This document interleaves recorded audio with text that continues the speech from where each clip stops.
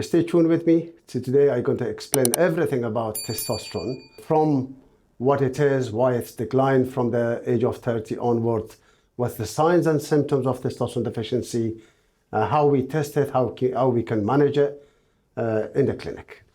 So I will cover, as I said, these 6 topics. So it's important I start with the first one, which is why the testosterone level drops from the age of 30 onwards.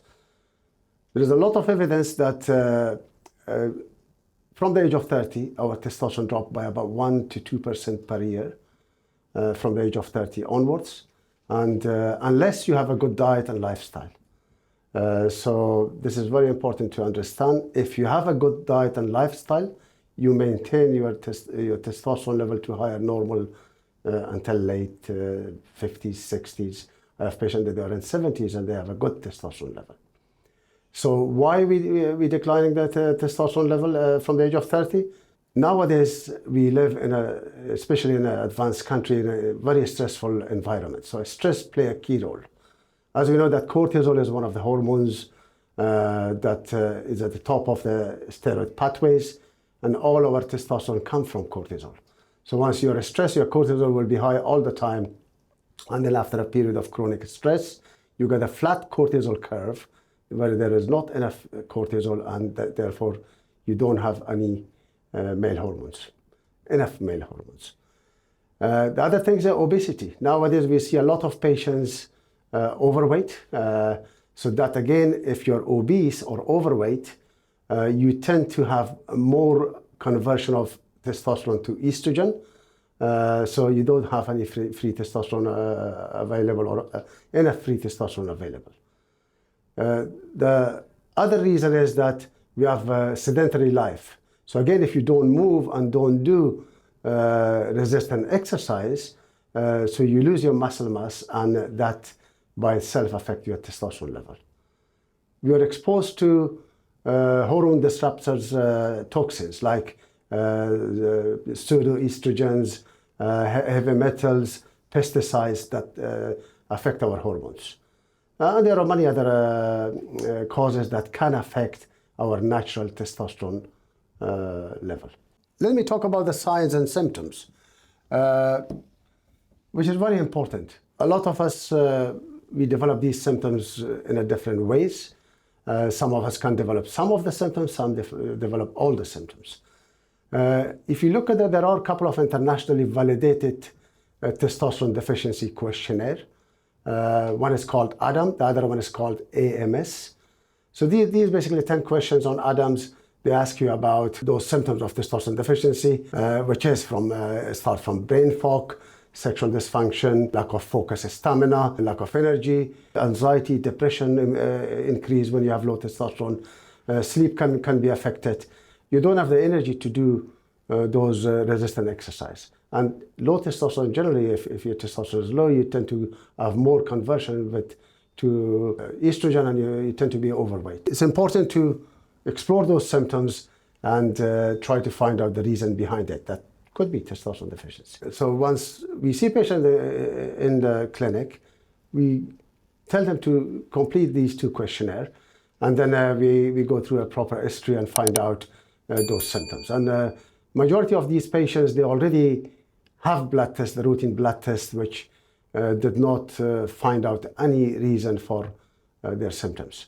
So then after thorough assessment and the history taking, we do a full assessment, and then we do some blood tests. Health consequences, as I said, that testosterone is not only just a muscle building hormones. It is a whole body hormones that can affect our physical, mental, metabolic, and sexual health. So the health consequences, if you have low testosterone, you tend to have a low bone density. You don't have a strong bone or strong muscles. Decision making could be difficult. I have a lot of patients that they says, I used to be very sharp and mentally sharp and make decisions very quickly. Now it takes me a while, and I can't decide on closing a deal or make a decision. And a lot of patients, for example, I have that they says I used to run a marathon or run 10K. Now I can run for 5 minutes. I feel very tired. So stamina reduced significantly. So Generally, the people with low testosterone, there are studies shows that they at increased risk of developing anxiety and depression symptoms. So metabolic health, as I said, that it affects our metabolic health. So it's important if you maintain your testosterone to a higher level, then you are in a better metabolic state. So you don't get diabetes, you don't get those metabolic syndrome. If your testosterone to the higher normal, generally it's good for your sexual health and relationship, and also you are more in a fertile position. So whereas low testosterone can affect your fertility. Let me talk about misconception and myths that is around testosterone. I'm going to talk about a couple. The first one, for example, a lot of people think that when patients take testosterone replacement therapy, that can cause prostate cancer. There is studies at the British English Journal that they looked at actually 99 studies, look at the relation with the relation of testosterone and prostate cancer, and they found out that there is no evidence that testosterone can cause prostate cancer. So we are talking about whenever you take testosterone in a much more physiological dose, not the kind of testosterone abuse dose, which is a bodybuilding dose, which is a very high dose that can have a significant health problem. The second misconception is that TRT, testosterone replacement therapy, is just a legal steroid use, which I say totally not. In the clinic, when we give testosterone replacement, generally it's a part of healthy aging protocol. We go through a thorough, proper assessment of patients, and once we find out that the testosterone on the lower end and they have the symptoms and there is no other reason for it, we give testosterone. So it's for health optimization. The third misconception is that every man after the age of 40 should be on TRT, which I say is false. I have seen patients that they are at 60s or 70s even, and they have a healthy level of testosterone level to close to higher normal. And those patients, if you go through the history and examination, they have a very healthy diet and lifestyle, and they do those resistant exercises.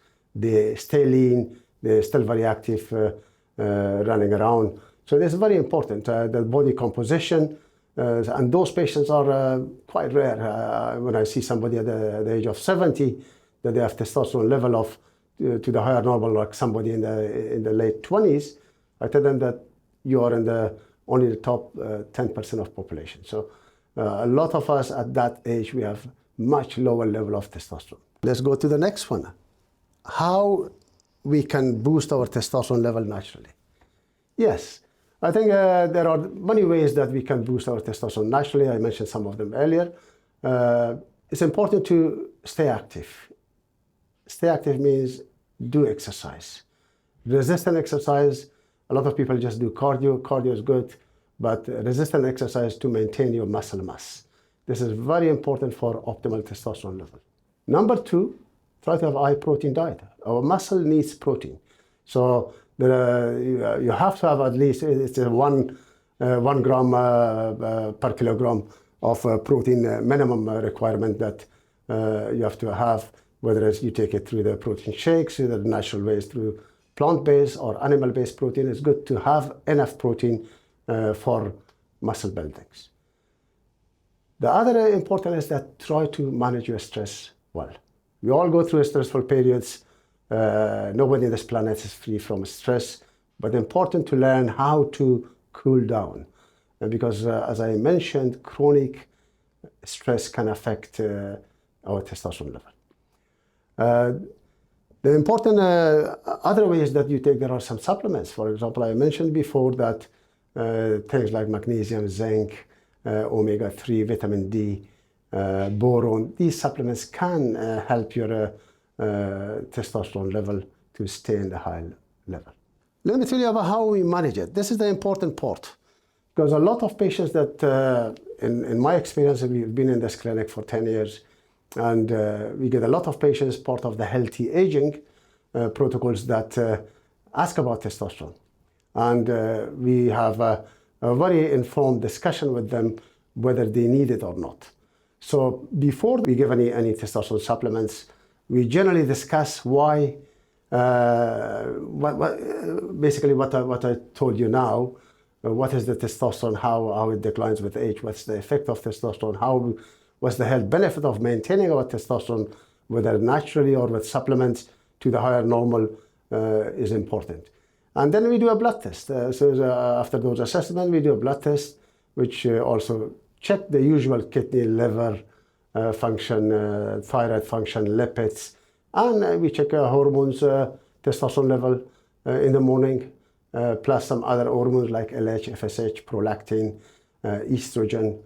So it's important. Once we test those, then we have a proper discussion with patients, and we see whether they require testosterone replacement therapy. Because a lot of our patients do not require. And we have some patients that their level comes, for example, at the lower end of normal, and they have all the symptoms of testosterone deficiency in the list. And there is no other reason for them to have those symptoms. Then we give them a trial of testosterone supplement, which could be in different ways, whether it's a gel injection, short-term injection, or a long-term. But the important fact is that we tell the patients that these treatments should not be for life.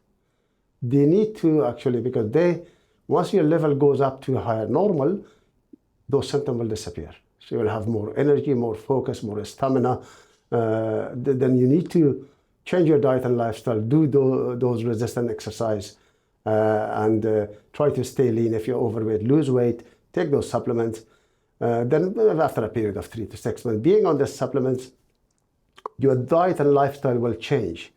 Then you will be off those medication, and if you continue to be in good shape and take those the supplements and high protein diet, then your testosterone level will not drop back to where it was.